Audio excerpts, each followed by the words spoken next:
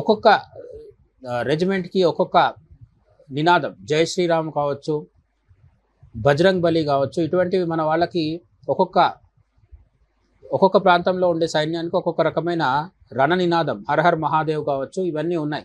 War cry అంటారు ఇంగ్లీష్లో, తెలుగులో సంస్కృతంలో అయితే రణ నినాదం అంటారు.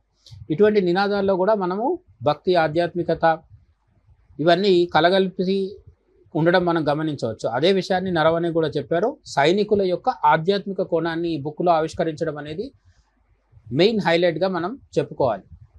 ఇక చైనా సరిహద్దు రహస్యాల విషయానికి వస్తే LAC, line of actual control.